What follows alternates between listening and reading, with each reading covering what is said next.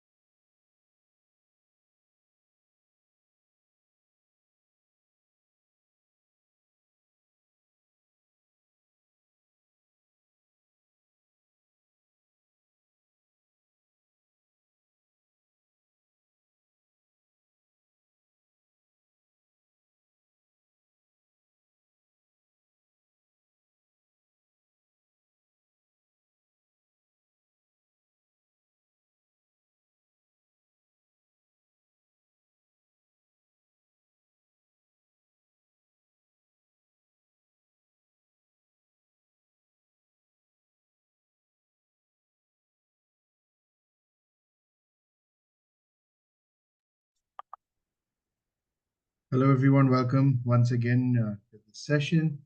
Uh, I think we're going to wait for a couple of minutes more, maybe a minute more, for some more people to join in, and then get started. Thank you.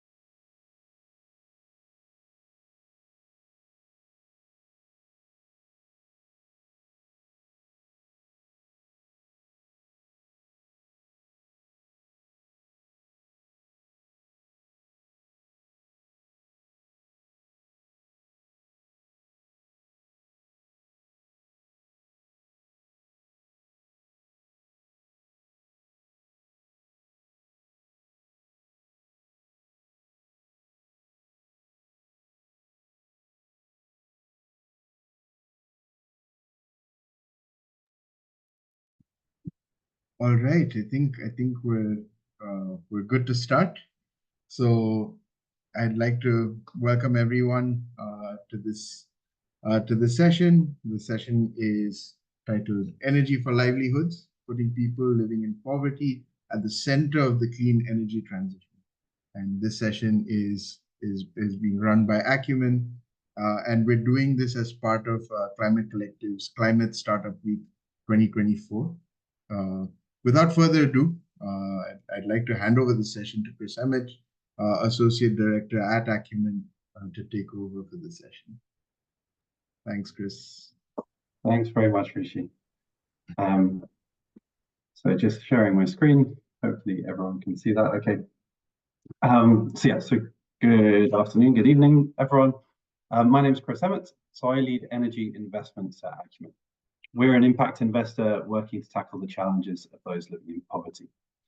And today we're going to talk about the intersection of clean energy and poverty and how we can put those living in poverty at the center of the clean energy transition. So today, India has connected nearly every community to its electrical grid, but access does not equal reliable, affordable energy for all. So 2/3 of rural households report daily power outages, and that's strangling economic activity and blocking paths out of poverty. Power lines often fail to reach beyond villages and into agricultural areas where they're also needed. And access to power lines don't enable economic growth without the appliances and the ecosystem to improve livelihoods. So companies providing efficient appliances and building business models around them can create opportunities for those living in poverty. Frequently distributed renewables are key to unlocking those opportunities through solving the challenges of access or reliability. We're seeing a generation of new businesses using sustainable energy to unlock opportunities through things like farmers irrigating their fields without the cost and inconvenience of diesel pumps, artisans using solar-powered spinning machines to increase their efficiency and quality of goods, off-grid fridges and cold rooms directly at the farm gate, reducing post-harvest losses. These technologies and businesses are often called productive uses of energy, or PUE. But this sector still remains nascent and needs investment capital to scale. Early stage capital can fuel this next generation of innovators at the intersection of energy access, livelihoods, and climate resilience. These innovations represent a huge market opportunity for the startup ecosystem. There's a 440,000 crore market potential for energy for livelihoods in India, with the potential to impact 47 million lives.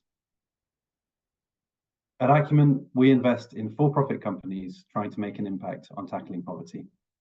Acumen's invested patient capital in India since 2004, and so far we've invested 9.3 million in equity into energy companies in India and almost $90 million globally to help them grow and scale these impactful innovations.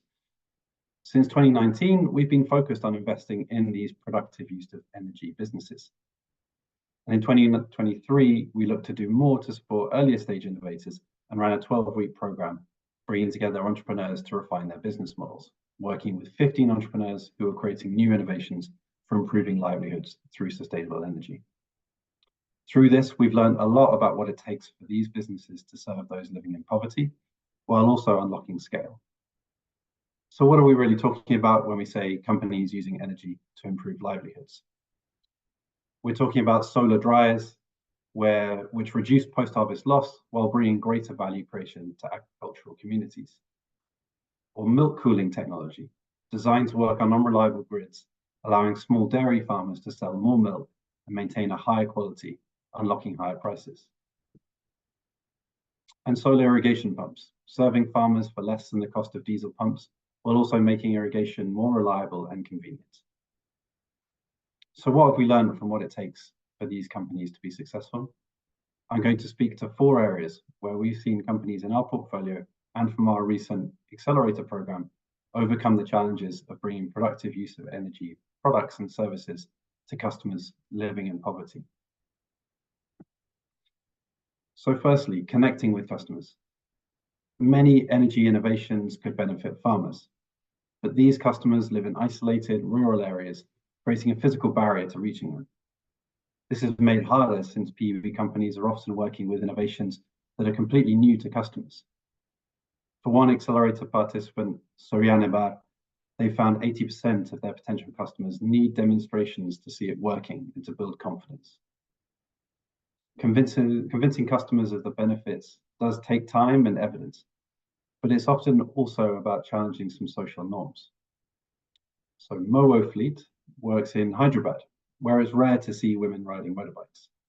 They've leveraged the power of social media to change perceptions and build connections between women delivery riders. Business model innovation is key to make technology impactful. Companies that are focused on just developing new technology have needed to pivot to make that technology accessible, affordable, and impactful for their customers. For example, many energy technologies can make users more productive, but without a market, this won't lead to improved incomes. Successful companies are not just providing improved products, they're also helping their customers to market their new skills or increase produce. For example, Gas does not just sell biodigesters, it's trying to help customers sell the organic fertilizer and natural gas that are produced from these digesters.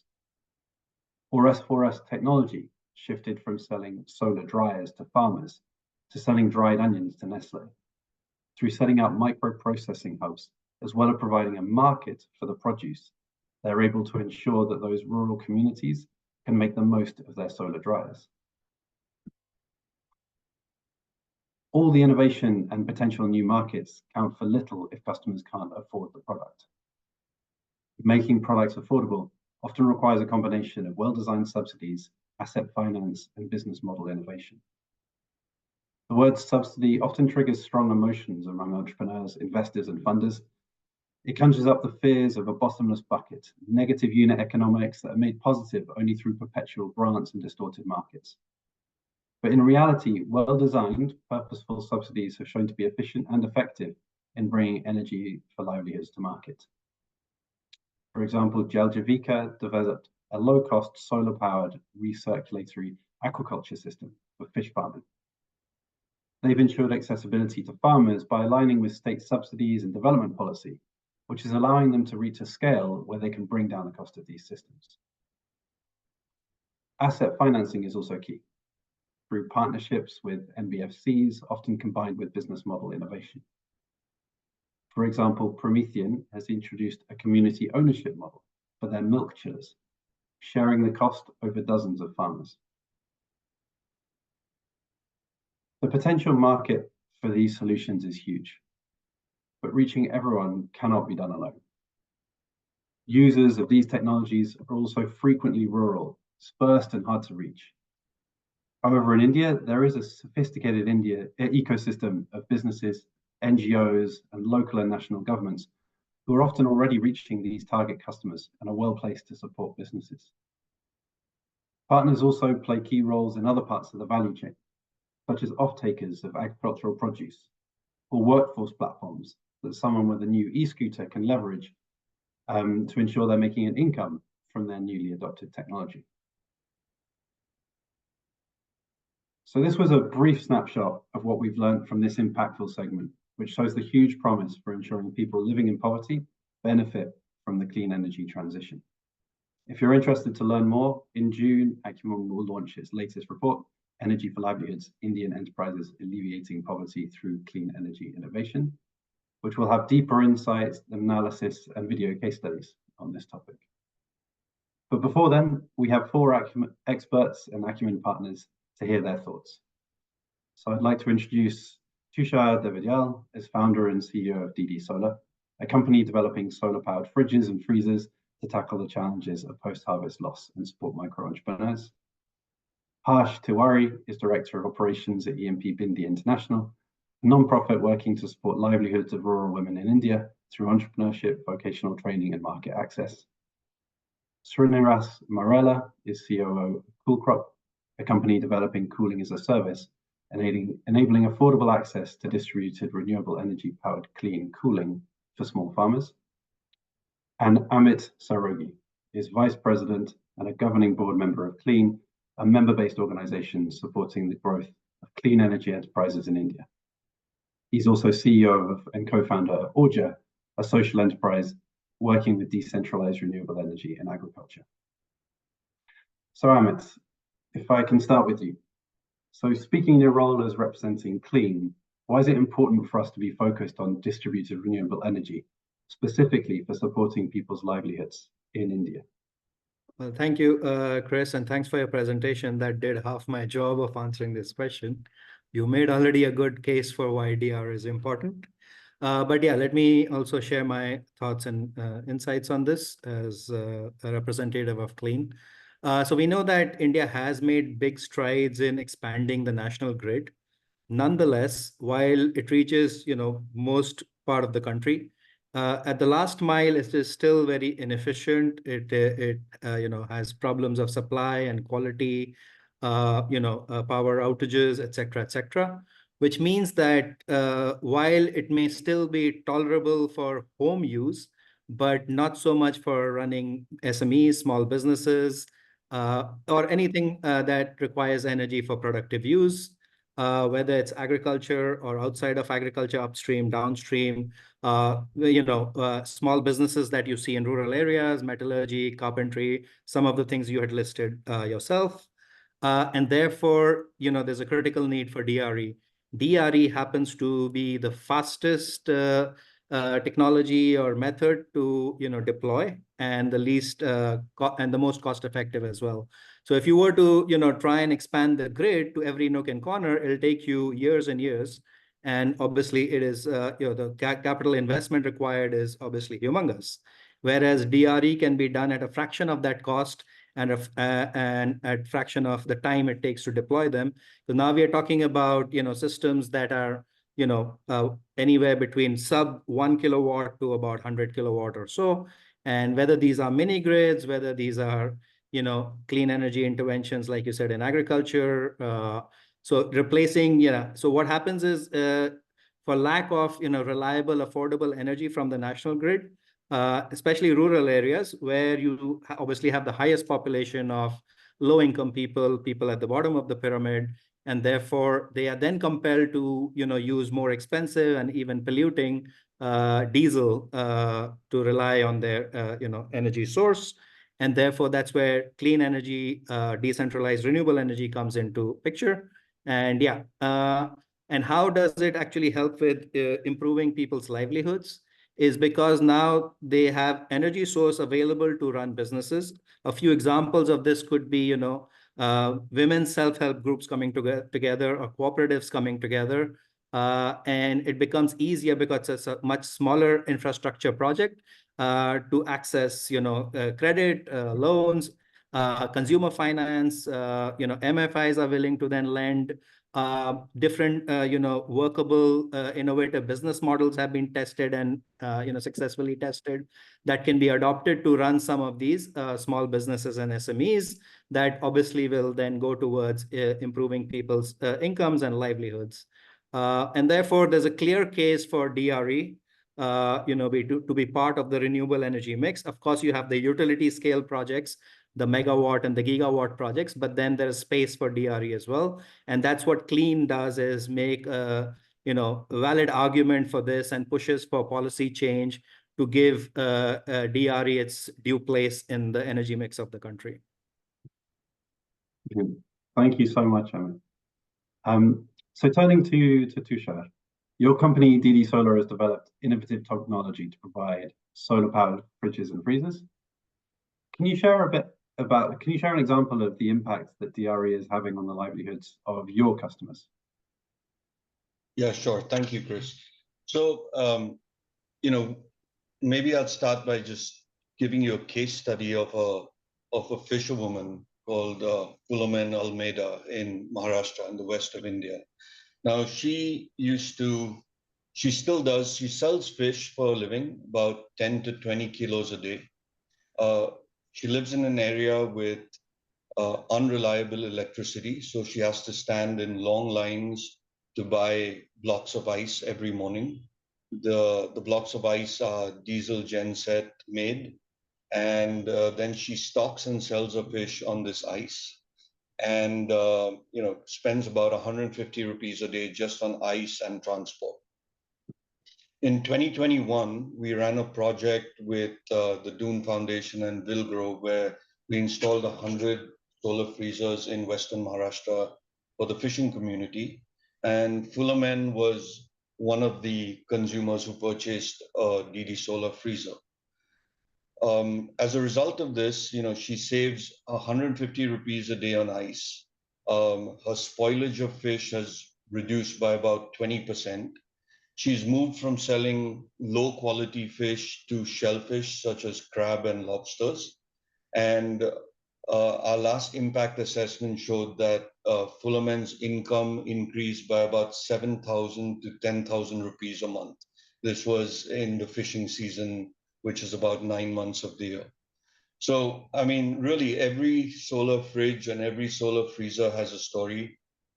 We have 1,500 such stories, and there are hundreds and thousands of Fulamens all over India, be it in the fish typology, like I mentioned, or in the Kirana store, which is, someone's stocking soft drinks. There's a livelihood opportunity with the solar fridge there. There's a lot of dairy wastage and spoilage, particularly on the retail end.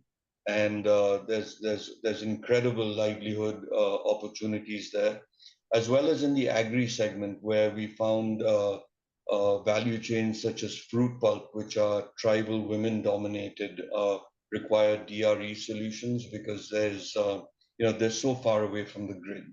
So there's plenty of examples. There's a whole large population waiting to be served by DRE and productive use of energy. And the income opportunities from our impact studies range from 7,000 to even 12,000 rupees a month. Thanks so much, Tushar. So sticking with the case of cooling, I'd like to turn to you, Sri Navas. So Cool Crop addresses the systematic issue of post-harvest losses by delivering solar-powered cooling near the farm gate. What does access to cold room mean for those farmers that you're working with? One, thanks, Chris. Thanks. I think you said the context.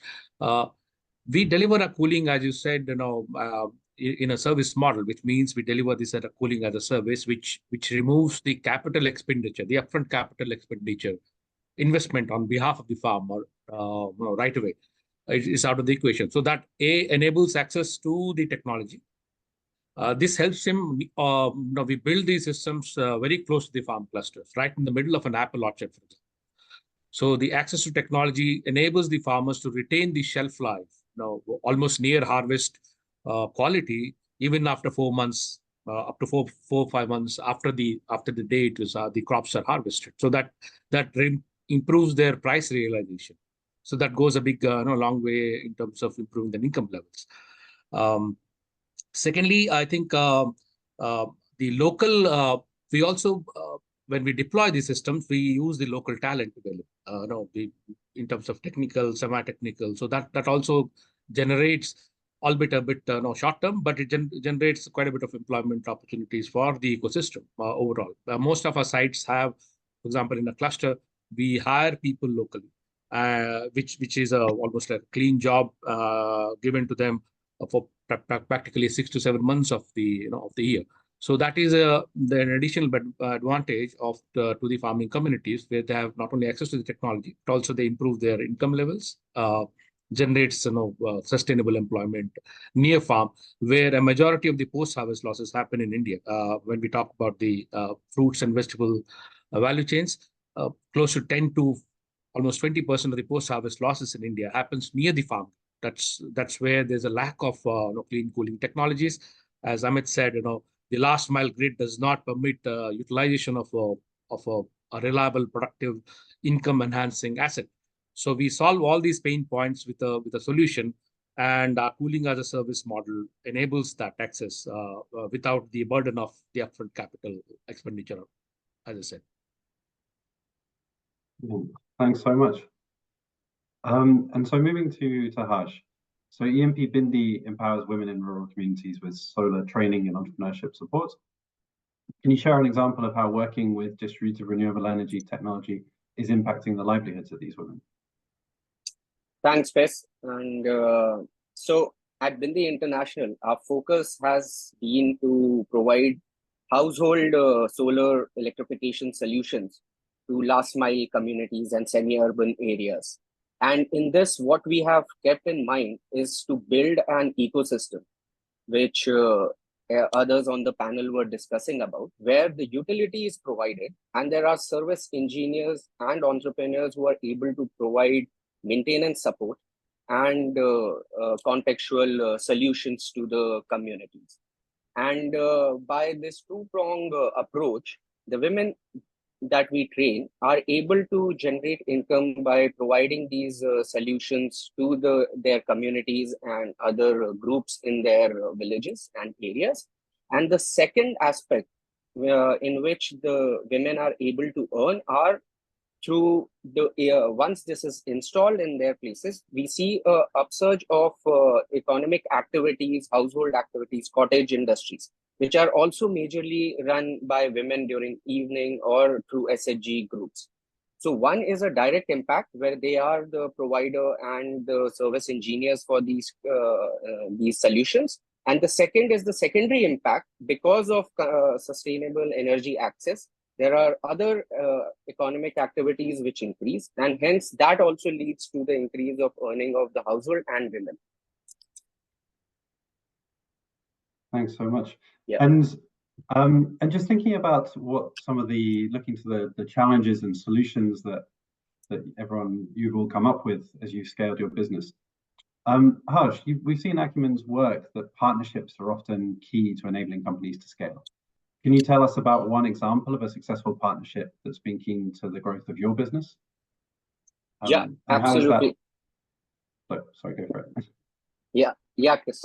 And at Bindi International, I personally feel that in this sector, partnership is the key for moving forward. And when it comes to our work, we predominantly started as an entity which provided household solutions to semi-urban and rural areas through the network of women that we train as engineers or entrepreneurs. So we were able to expand through this model into 11 states. And we had a robust network of women who were able to take care of the technologies that we have implemented, and also come up with needs that were coming from the ground once the basic need was met.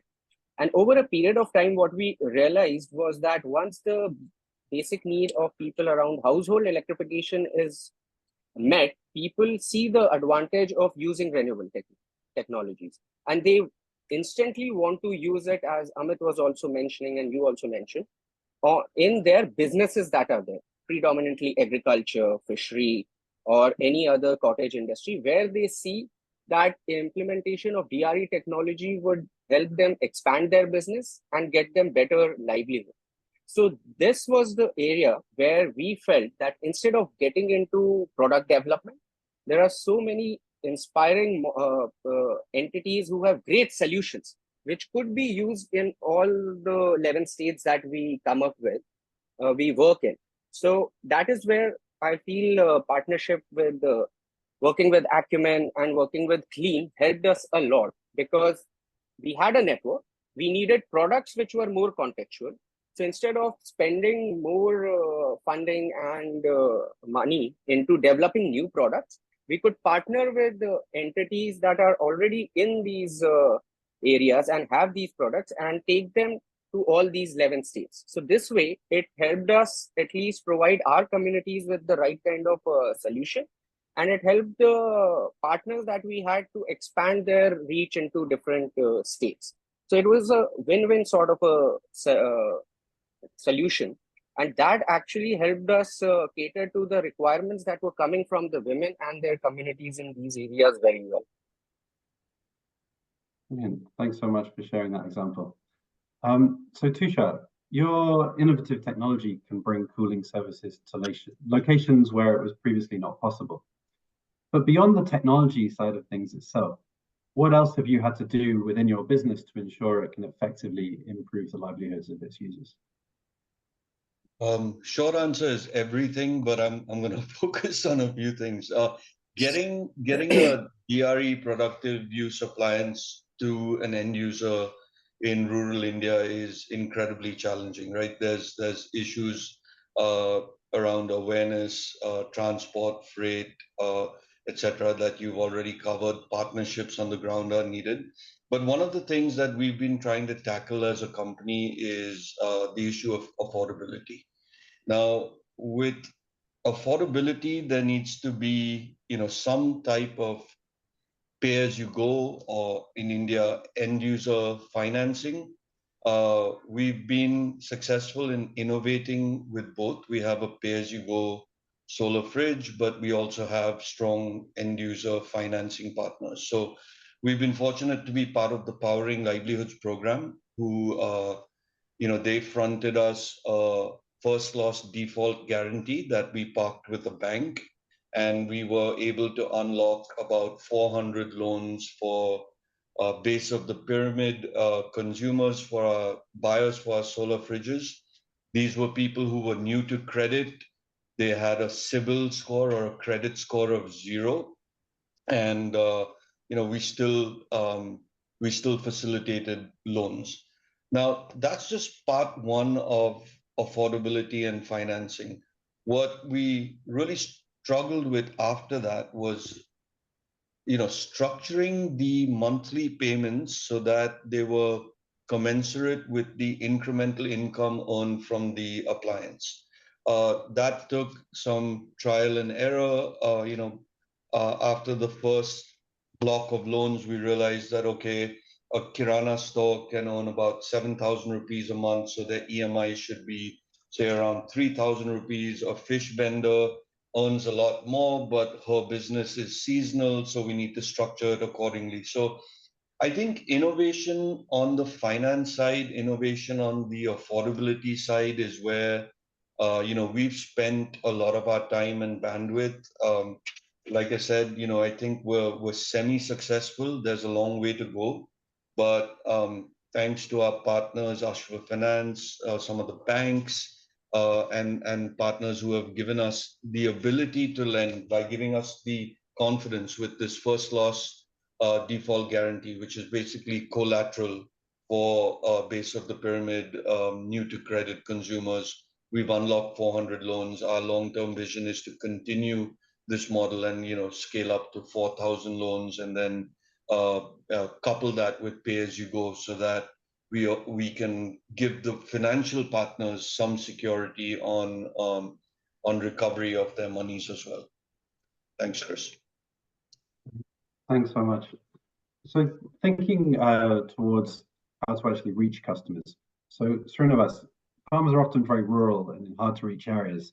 How have you managed to reach these customers and market the potential of your solution to improve their livelihoods? Yeah, no, thanks. So most of our customers, for example, I can give you an example of our ongoing initiative that we have pioneered with GIZ, the German Development Agency, where we're building these cold rooms in the apple orchards. And we have realized that the higher the altitudes you go, the lack of infrastructure becomes that much more apparent. So it justifies the deployment of the DRA technologies. And then, in the course of the deployment, we've realized that we got to refine and fine-tune our business model as well by including many other things beyond cooling as a service. For example, the same solar panel that's deployed on the rooftop, we've realized that that can be used for example, solarizing the sorting and grading station, which the farmer already has, or adding an additional value added, let's say, services like a small mini blast freezer or a chiller for adding secondary primary processing capabilities. Now, this is something that we have realized plays a role. And then because these sites are hard to reach, in the middle of nowhere, the role of digital media, YouTube, for example, that the farmers voluntarily shoot themselves, shooting their own installation, and kind of spreading that almost like a digital word of mouth manner, in their networks, the local Facebook or YouTube networks. And in many instances, I've seen that before I reach a certain site, the other farmers have already seen these videos, and they kind of tend to recognize me before I even reach there. So I think the reach of the social media, especially YouTube, I see, and WhatsApp, I know that these are the two channels that we have seen does what was traditionally a word of mouth publicity. So that we have leveraged these technologies, and we're trying to work on that. How do we use that more effectively going forward, in a more, let's say, organized manner, so that the benefits are narrated by the farmers themselves to the other farmers who can get onto this schooling as a service initiative that we are wanting to scale in Himachal and in other states as well. Yeah, it's great to see you kind of building on progress within other different technologies within smartphones and social media to really bring impact as well for these communities. So Amit, we've been touched on partnerships a lot in various people's answers and in the context at the beginning. Where do you see the gaps in the ecosystem needed to support companies like DD Solo, Cool Crop, EMPBD, and your own company, Order, as well? Yep. So yes, there are still numerous challenges and gaps along the wide spectrum in which all of these enterprises operate. I'll try to take them one by one, though quickly. First, on the policy landscape, regulatory environment, that I would say is not very conducive. In India, at the center, it is regulated by the MNRE, and then you have the state nodal agencies. There's often conflict in their, policy documents and licensing and so on and so forth. So yeah, most people find it really difficult to navigate where they stand with terms of policy. Other than that, the government has not really done a spectacular job of, including DRE as an integral part of their energy policy. That needs to change, without getting into details, better targeting of certain subsidies, et cetera, et cetera. So that's sort of the policy piece here. Then we can jump into the technology piece. So yeah, obviously, most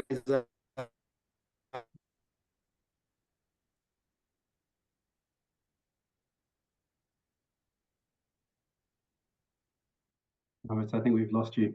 making appliances. Can you still hear me? Sorry. Yes, we lost you for 10 seconds there. You were just Okay. talking Yeah, about I hope technology. you didn't miss a whole lot. I was talking about the policy environment. And yeah, We did that. more needs to be done by both the state and the central governments. Then I jumped into technology, making them more robust, efficiency gains, etc. Yeah, so there needs to be a better enabling environment for that. So enterprises need, access to R&D facilities or even the capital to be able to do that, right? So to make these DRE appliances more efficient. Then there is the whole piece about access to finance, which Tushar obviously, dived into in a bit of a detail. So yes, most of these startups find it difficult to, especially in their, in the early stages. It progressively gets better once you have, a tried and tested product, you have your first users. But yeah, so and therefore there needs to be more funders coming forward. And this should be a mix of funders. He mentioned something like a first loss guarantee. Then there are other mechanisms like blended finance or milestones-based capital. So yeah, more impact investors need to step in because yes, it's a new industry and therefore it still needs propelling up. And yeah, someone needs to get them off the ground by infusing risk capital into the industry. Then there is access to markets. So yes, you may have a great product, but yeah, and especially to scale up, you need access to markets. So how do you geographically, expand your footprint? For that, of course, partnerships is one solution, and some of these, folks already spoke about it. So yeah, so someone facilitating those strategic partnerships would be another missing piece and gap here. And then at the end of it, also knowing what the impact of all of this is. So making the whole impact evaluation, measurement and management robust process. So we know that actually, yeah, it is changing lives. There is a big, bold impact, and therefore, people would, want to adopt this. So that brings me to adoption on the consumer side as well. So lack of awareness. So you need, yeah, better communication of these solutions. Affordability, someone touched upon it, obviously very price sensitive markets, low income markets, they may not have upfront capital. So, new innovative business model refinement, like Srinivas mentioned. Then you have pay go versus, as a service versus upfront capital. If it is, yeah, and depending on what DRE technology you are talking about, of course, yeah, there needs to be other players for consumer on the consumer finance side of things. So your MFIs and even your local banks should be willing to lend. Then we run into problems of things like collateral and credit score and so on and so forth. So it is still littered with a whole lot of challenges, and that's where Clean steps in to try and address some of these as the representative of the DRE industry in India. And yeah, on all of those different dimensions that I sort of spoke about is what we attempt to do. And then we also try and help facilitate cross-pollination of ideas by getting all of these, and that also helps them build explore partnerships between themselves as well by bringing them on all together on the same platform. So, yeah. Thanks so much, Amit. So I'm going to throw this open to the audience for a Q&A, so that you should be able to post a question in the Q&A box on the bottom. And before we do into that, and while you just have a think about some questions, I just want to look to the future. And so looking 10 years into the future, and this is a question for all of the group here, what do you believe is possible for your business and for DRE technology to support the livelihoods of the poorest across India? So perhaps we can start with Tushar. Get your thoughts very briefly on that. Sure. Thanks, Chris. So I think, I was talking about affordability earlier, and maybe I'll just continue on that theme. We've seen a drastic reduction in the price of solar modules in India. This has, been over the last 5 to 7 years. We've also seen a reduction in the price of lithium batteries. I'm hoping this continues into the future, because this is critical to make DRE productive use more affordable. Coupled with this affordability part, if as a ecosystem we're successful in raising awareness, advocating and getting policy in our favor, getting the financing in place, I think at least for DD Solar, we could be a platform company 10 years down the line, where we're doing solar flour mills or atta chakkis, we're doing water pumps, we're doing solar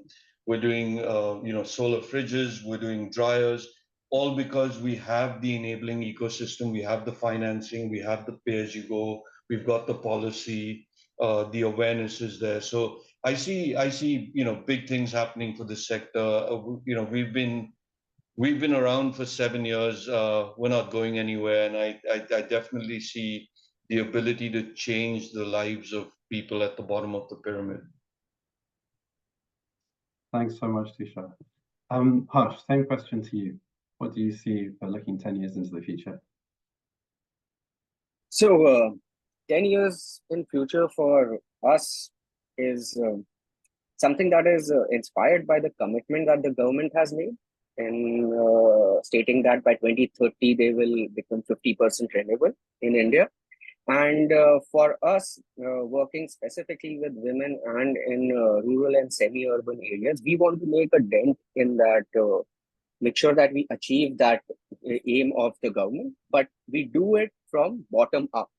So our focus for next 10 years would be to get the DRE solutions in the last mile and semi-urban areas, which are just getting electrified through grids. So instead of them moving towards grid and then to renewable, how can we build an ecosystem which includes technology, good servicing, financing, so that the bottom of the pyramid leapfrogs into the renewable era, instead of going through this transition that the cities are going through? So here, that is what our aim has been, and that is what we will be working on. And I think that this time around, when we are doing this sort of shift in energy access, we should learn from our past mistakes and do it bottoms up, because 70% of India is based out of rural areas. So why not get this technology first there and let the transition in cities happen instead of it happening the other way around? Thanks, Harsh. Srinivas, your thoughts on the future for Cool Crop and this sector? Well, 10 years is pretty long term, and 10 years I'll be 10 years older. But I think what we see as a company, or probably as an ecosystem overall developing, is how do we grow these services vertically, more deeper. The idea is how do we generate more value from the same set of installed base, because solar panels, as we all know, have a 20-25 years life. And they are built like Lego blocks typically. So you can keep on adding an extra module and add a proportionate, let's say, a primary or a secondary processing equipment to the same set of solar panels. By doing so, we hope to kind of enhance the value near farm, because a lot of value addition happens outside of the farm and outside of the area where the farm produces are generated. For example, apples at the orchard itself sells for 40 to 50 rupees a kilo. But down the plains from the hills, when they travels all the way up to the sea coast, it sells at 150 to 200 rupees a kilo. And so there's a whole lot of value that is extracted by somebody else in the process. So imagine we kind of add more, let's say, secondary, primary processing capability right at the farm gate, so that the farmers get more value from the and benefit from the crop. Solar drying, we could use, include a solar drying, for example, a facility using the same solar panels, and we could add a chiller, a blast chiller, a mini blast chiller, so that we can enhance the shelf life of the apples. So how do we? The idea is, how do we 10 years from now, how do we enhance the value at the farm gate by adding more shelf life enhancing technologies to the same set of installations and the solar PV system that we've already deployed, without adding a great deal of additional capital expenditure, but leveraging, incrementally adding more value, more pieces of hardware, and then getting a share of that value, in a fair manner, transparently with the farmers. That's what we hope to be doing 10 years from now. Thanks very much. Amit, very briefly in one sentence, what's your vision?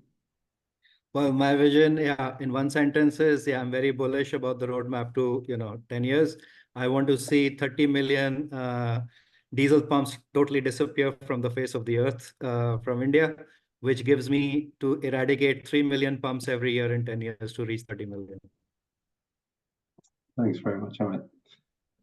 So turning to our audience questions, our first one was from Nish from Voltus Green Funding. So they're an asset manager and funding for energy transition. So they wanted to know about IRR and default rates being witnessed, which is a tricky question. We got like a lot of different models, but maybe I can put this to you, Tushar. You've done some end user financing of your fridges. How much do we know? How confident are we around the IRR and default rates of the return of these assets for different businesses? And is there still more that we need to learn on that?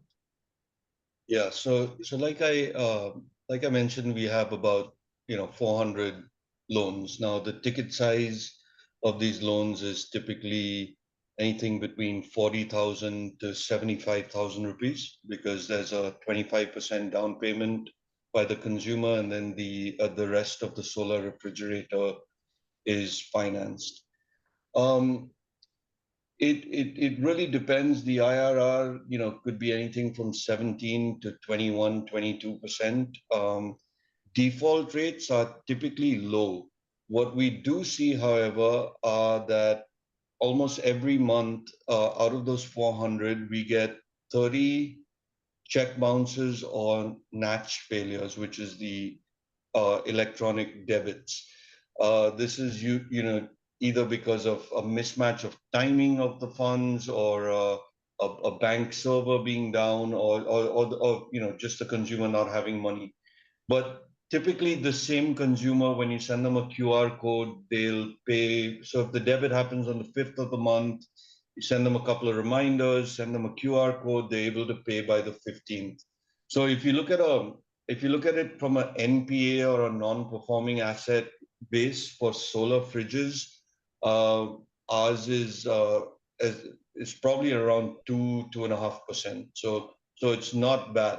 It's not bad. In fact, we're using this data that we have to reduce our first loss default guarantees with our banks. Thanks so much. So we've got a question from Tushar about how these projects can be funded through carbon markets or through partnerships with private companies under their CSR activities. So I'm going to put this one to Amit. So I know that Orja has been leveraging DRECs, distributed renewable energy credits, to support your solar irrigation systems. Can you talk a little bit about how that works for your business? Yeah, sure. So, obviously, by displacing, toxic fossil fuel, or in our case, diesel technology, we are saving carbon emissions. So basically, it's a way to monetize that savings. How the market works is, obviously, we are the seller. There's a buyer out there who wants to offset their carbon footprint, and therefore, they're interested in. It's a new product, actually. It's a little different from carbon credit, how we understand carbon credits, DRECs. And there's a certain price for it, of course. And you will have another organization, in our case, North Pole, as a facilitator of this, who will, basically do the deal between the buyer and the seller. For this, in carbon credit markets, you require independent verification, and there are quite a few costs involved. There are transaction costs involved. This does away with some of those things. So it's obviously a more innovative product. And therefore, yeah, basically, you will still be required to, at the point of generation of your energy and use of energy, you'll have to obviously, take the readings of how much carbon emissions you're saving. And yeah, supply that to the facilitator, in our case, North Pole. And yeah, that will be communicated to the buyer. And then, yeah, you will get paid. You'll have certain agreements in place, a contract in place, and your payment terms. And yeah, so it adds, another revenue stream for yourself. In some cases, if the amounts are large, depending on the size of those projects, it could also go towards project financing. So it could cover maybe 10, 15, 20% of the CapEx as well. Thanks so much, Amit. So we've got a question about building partnerships with NBFCs and banks. Tushar, I know that you've got some partnerships here. Do you have any advice for another budding entrepreneur who's trying to build these types of partnerships, and how to get the NBFCs to actually pay attention and to show some interest? Yeah, it's not easy, but I think a couple of things. One is on the product or the solution you're trying to sell or you're selling, you got to be at TRL 8 or TRL 9. You can't, your technology readiness level. You got to have consumers who are already paying for your product, and you have to have deployments. That's one thing. The other thing is that, banks and NBFCs are nervous people, so they want to mitigate risk, and one way to do that is to get your product certified in some way or the other. So it could be an IEC certification, it could be tested at a government lab, etc. And I would say the third piece of advice is definitely talk about your after sales service and maintenance and your warranty, because if you can't maintain a product that's in the field, you will get defaults, and your banking partner will then shy away from furthering the relationship. So, technology readiness level, some paying customers, certification of product to build credibility and confidence, and then having a strong after sales and service network, so your default rates remain low. I mean, there's a whole bunch of other things, but those are the most important things that come to mind to me. Thank you. I'll just like to add what Tushar said on the leveraging the NBFC reach. One use case I see is that if that can be used, because NBFC typically comes at a high cost of capital versus the traditional project finance or patient capital rates, right? So if the market linkage story can be linked to an NBFC reach program, for example, the apples that we store require some market reach. Now, for a short-term working capital raise to link the farmer in Himachal Pradesh to let's say wholesaler down in Odisha somewhere along the coast, that will take some kind of a working capital. So that infusion, now that can be facilitated by an NBFC. End of the day, it's a matter of trust kind of based transaction. But if that can be facilitated using the NBFC network, I think a lot of the uptake of the technology behind this, the cooling, be it our cooling cold storages or Tushar's smaller refrigerators, I think the uptake would be that much more greater if the market linkage efficiency is improved.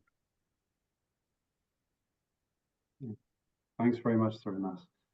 So we have a question about northeastern India. Actually, don't know if any of you work in the northeast. If not, then I can come in over here. Yeah. Oh, Harsh, you do work in the northeast, then I'll let you go for it. Yeah, I'll also have something to on northeast. No, Amit, please. No, I was just saying from the industry body that I represent, Clean, we're doing some really good work, getting some pilots done over there in the northeast. So the problem with northeast is, of course, I'm talking about all of the 7 sister states. The populations are very, dispersed, and yeah. So for DRE to be really economically profitable and viable, generally preferred that you have a dense population, so utilizations can be high of these systems. Not to say that it can't be done in the Northeast, and also because of the terrain itself as well. You're dealing with heavy equipment if you're transporting solar panels, etc. So it can be a little more costly and time consuming to do this. But we're seeing some support from the Northeastern governments, Northeast state governments. And Clean has been quite active there in doing pilots, but nothing at scale yet. We'll be happy to report when we do scale there. One thing I would like to add yeah. to what Amit said, Northeast is typically a small footprint DRE solution country, be it Assam or Meghalaya, many of these places. If you have an agrofishery based intervention, because I did a project in Northeast, we've done a couple of them. So I think a smaller footprint solution, something along the lines between what Tushar produces and what we produce, may be a combination of both these technologies for an agrofishery intervention, makes a lot of sense in Northeast. Typically powered by less than 4 or 5 kilowatt of solar, which integrates, because most of the Northeastern states, especially Assam, I've seen that they have not only backyard ponds, but also backyard kitchen gardens. So a lot of that surplus could be stored. I mean, still there is a possibility of building scale once we deploy some pilots there. But I think that is a model that I would think would work in Northeast, the agrofishery small scale DRE solution. So our experience in Northeast has been in Assam, Meghalaya, Nagaland, and looking at the geography of that place. And someone did mention about sun not being there, but keeping in mind the terrain and the geography that everyone touched, DRE comes as the best solution possible over there. And a lot of the governments and people also appreciate having solar, because no other technology available is able to provide that kind of a consistent energy. Now, when it comes to those times when there is less sun or rain happening, that is where we feel that some amount of R&D innovation is required. So any product that you install over there, like the battery capacities, have to be higher when it compares to you do it in the northern states. Or the panels also which go over there have to be bigger so that they capture that much of energy and store it during the sunny days. So the investment is higher, but for Northeast, that investment is still lesser than getting any other solution placed in those areas. So as of now, if there are more investments, as many of the people said, done on the technology aspect and the R&D aspect, we can come up with a much cheaper solution. But as of now, the DRE solution, and especially around solar and solar, is something that is the most apt for the northeastern part of India. That has been our experience there. Thanks so much, Harsh. And just to kind of add to that final point, I live in Scotland. Solar is a big business here, and it's a lot less sunny. I was in Meghalaya last month visiting a company who's doing solar in the textile industry over there and having a lot of success. It's all about optimizing your systems. Solar can work anywhere. It just depends on how big your solar panel and battery is. Unfortunately, we're out of time, but I'd like to just take the chance to thank all of our panelists for your contributions and your insights. Thanks for everyone joining the call and for your fascinating questions. And goodbye for now. Hope you enjoy the rest of the Climate Week. Thank you, everyone. It was a pleasure. Thanks. Thanks, Thank Chris. you. Thanks, everyone, for joining. Thanks for the opportunity. Thank you. Great. Thank you, everyone, for joining.